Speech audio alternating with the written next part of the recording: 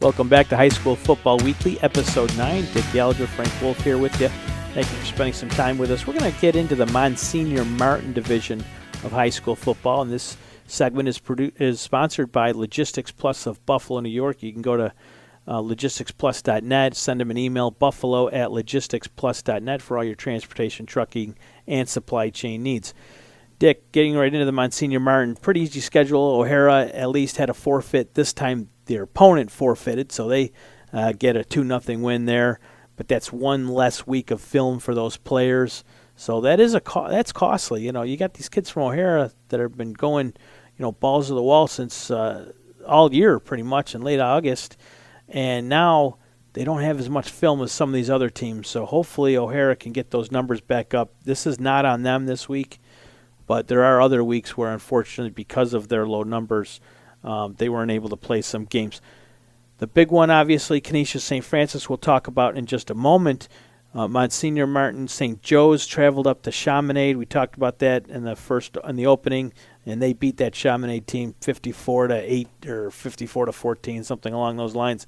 So that was a big win for St. Joe's and a nice trip for them to go up there and showcase their team and maybe even do some recruiting, get some players from Ontario to come down and take a look at St. Joe's. It's not uncommon to see Canadian players playing at some of these private institutions.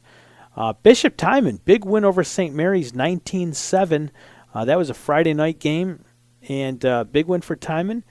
And it gives them that top seed in the small division. So now O'Hara and St. Mary's will duke it out for the right to play Timon at UB, which I believe is November 16th, if they even want to play that game. I hear that they're leaving it up to the small schools to, if you don't have enough players and you don't want to play, you don't have to, but I believe they're putting it on, letting them make the decision. And I hope they do play, because that is a good recruiting tool for those schools, even if, I'm not talking going outside the boundaries, but what I am suggesting is for those kids that were thinking about playing football next year that aren't playing right now, that are freshmen or sophomores, having the opportunity to play at a venue like UB Stadium is pretty cool, and maybe that'll attract some of those kids to play. So I hope they do play that game there. So I'm on board with that. Canisius St. Francis Friday night, that was heard live on it was seen on the NFHS broadcast. St. Francis with a big win over Canisius, 38-27. Dick, your thoughts on the Red Raiders prevailing over the Crusaders in that game?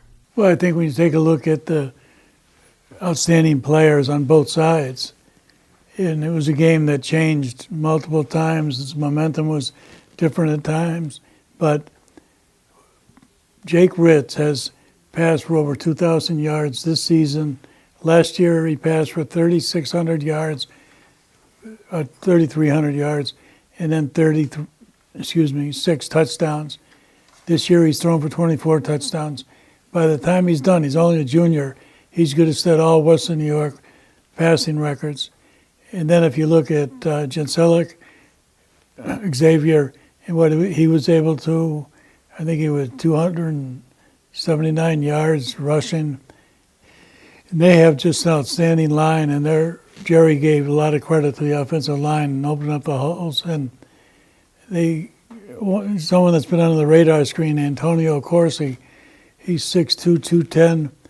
He's only a junior. He's got ability to play the next level, and he had, I think, 107 or 110 yards and caught 7 passes. And if you just took a look at it, and then when you took a look at Tyler Baker, he had 105 yards rushing, I think a couple of hundred yards passing, and he's been an offensive firepower since he came and won the battle to be able to be the quarterback for the Crusaders. Yeah, and he's over that 1,200-yard passing mark. He's known as an excellent runner as well, but he's having a pretty good year at Canisius, 1,258 yards with 12 touchdowns. And Ritz is sitting at 2,195, the only 2,000-yard passer we have in Western New York right now. Jack Sharp from Orchard Park is at 1,855, so there's a good chance he gets over 2,000. I don't know if Mikkel Hepburn from South Park will get there. He's sitting at 1,574. He would need a really impressive game this coming weekend in order to reach that threshold. They just want to win. I'm sure he can care less about getting to 2,000 yards, but that would be a nice feather in his cap if he can get there. He has tossed 19 he's also a junior, so he's got another year. He's along looking, with Ritz. And then if you look at Callum Withers and Tyle Baker, also underclassmen, Monsignor Martin's got some outstanding quarterbacks the next few years. Absolutely. So where are we with Monsignor Martin? We know that Timon is going to wait on O'Hara and St. Mary's, but St. Joe's and Canisius are going to do battle again, I believe, next week at St. Joe's for round 2. And as you know, Dick, it's very, very tough to beat a team 2 times in the same season, regardless of where you are and standings, wins, losses, and that sort of thing.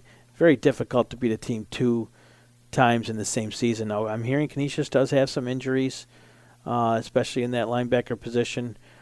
Could have a couple of premier starters out, or at least limited in mobility and things of that nature. With that being said, do you like St. Joe's? And we could talk about this more next week, of course, but I think at this point, the momentum at least is with St. Joe's, coming off a huge win last week, doing what they did, having a huge win over Chaminade this week, having the win earlier in the season over Canisius. They should have a pretty good handle on things. Callum Withers, junior, but just getting better every game. And against Chaminade, he had 3 touchdown passes, over 200 yards passing, and also ran for a touchdown. And then if you look at their defense, they played outstanding defense.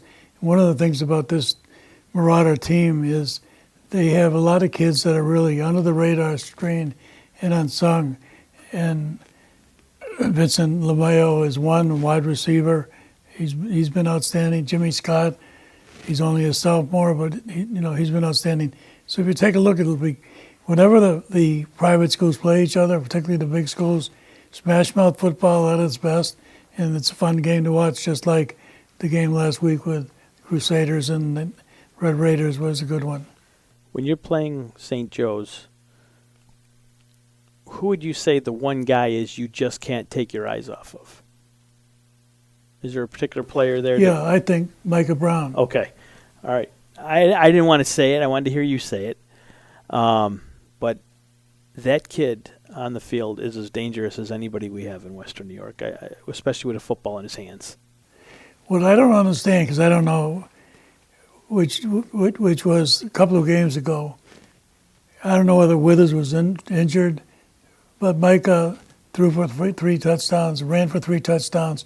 He was outstanding last year with his athleticism as a quarterback, but with Callum coming in and moved him to be able to play defense and then also wide receiver. So, as long as they stay healthy, they're going to be a force. All right, we're going to come back in just a little bit with the Section 6 teams. That'll do it for Monsignor Martin. Shout out to Pete Schneider. I think he's doing an excellent job out there for the Monsignor Martins, and he's always a good guy to talk to, and I'm looking to have a couple conversations with him this week about what's going on around Monsignor Martin. We'll be back in just a few moments after a word from our sponsor. Thank you.